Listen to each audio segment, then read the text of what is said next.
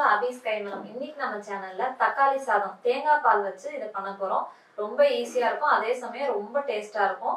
One pot rice பண்ணனும்னு நினைக்கிற அன்னைக்கு இந்த மாதிரி ட்ரை பண்ணி பாருங்க. வாங்க இத எப்படி பண்றதுன்னு பார்க்கலாம். இது பண்ணுறதுக்கு இந்த மாதிரி ஒரு குக்கரில் முதல்ல 2 டேபிள் ஸ்பூன் கடலெண்ணெய் சேர்த்துக்கிறேன். எண்ணெய் நல்லா காஞ்சதுக்கப்புறம் இதில் 4 பல்லு பூண்டை இந்த மாதிரி சின்ன சின்னதாக நறுக்கி சேர்த்துக்கிறேன். கூடவே மீடியம் சைஸ் வெங்காயம் 2 இந்த மாதிரி ஸ்லைஸ் பண்ணி சேர்த்துக்கிறேன். இதை முதல்ல நல்லா ஓரளவு வதக்கி விட்டுடலாம். இப்போவே இதுக்கு தேவையான அளவு உப்பையும் மஞ்சத்தூளையும் சேர்த்துடலாம். சேர்த்துட்டு வெங்காயம் ஓரளவு நல்லாவே வதங்கி வரணும். வெங்காயம் நல்லா இந்த மாதிரி கண்ணாடி பதம் வர்றப்போ இதில் ஒரு பச்சை மிளகாய் 2ஆக உடச்சி சேர்த்துக்கிறேன். கூடவே காரத்துக்கு ஏற்ற மாதிரி மிளகாத்தூள், நான் இன்றைக்கி தனி மிளகாத்தூள் 1 டேபிள் ஸ்பூன் சேர்த்துருக்கேன். நீங்கள் காரத்துக்கு ஏற்ற மாதிரி அட்ஜஸ்ட் பண்ணிக்கலாம். இப்போ 1 கப் ரைஸ் தான் நான் இன்றைக்கி செய்ய போகிறேன். அதுக்கு 5 தக்காளி. நீங்கள் எத்தனை கப் ரைஸ் எடுத்துக்கிறீங்களோ அதுக்கேற்ற மாதிரி தக்காளி அட்ஜஸ்ட் பண்ணிக்கோங்க.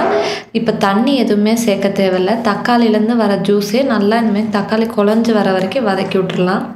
இந்த ஸ்டேஜில் நான் 1 ஸ்பூன் நெய் சேர்த்துக்கிறேன். முன்னாடி நெய் சேர்க்கலை, இப்போ சேர்த்தா தான் நம்ம அரிசியோட நெய் நல்லா கோட்டாகி வரும். நான் இன்றைக்கி பிரியாணிக்கு யூஸ் பண்ணுற பச்சரிசியை ஒரு அரை மணி நேரம் ஊற வச்சு எடுத்துருந்தேன். இப்போ தண்ணியை ஃபுல்லாக வடிச்சிட்டு அரிசி இதோட சேர்த்து இந்த மசாலா அரிசியோட நல்லா கோட்டாகிற மாதிரி முதல்ல பிரட்டிடலாம். அரிசி உடஞ்சிராமல் பிரட்டி விடுங்க. இப்படி நல்லா பிரட்டினதுக்கப்புறம் இதில் நம்ம தேங்காய் பால் சேர்த்துடலாம்.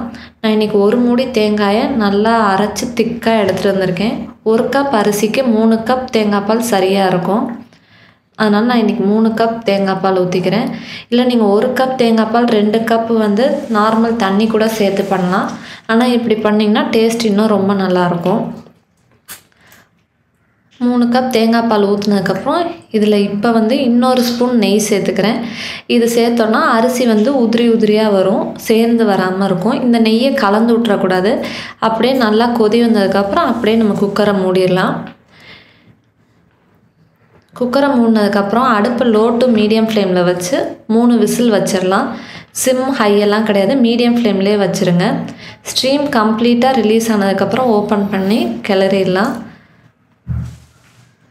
அரை மணி நேரம் ஊறினதுனால அரிசி நல்லாவே வெந்திருக்கும்.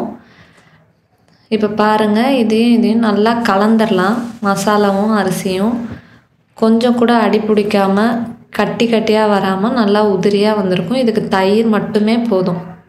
அவ்வளோதான், நம்மளுடைய தக்காளி சாதம் ரொம்ப டேஸ்ட்டாக ரெடி ஆயிடுச்சு. இது ட்ரையே ஆகாமல் தேங்காய் பால் ஊற்றிருக்கனால எப்போதுமே அந்த மாய்ஸ்சரோட நல்லா இருக்கும். நீங்களும் இந்த ரெசிபியை உங்கள் வீட்டில் ட்ரை பண்ணி பாருங்கள். உங்களுக்கு இந்த வீடியோ பிடிச்சிருந்துச்சுன்னா எங்கள் சேனலுக்கு சப்ஸ்கிரைப் பண்ணுங்கள். தேங்க்யூ.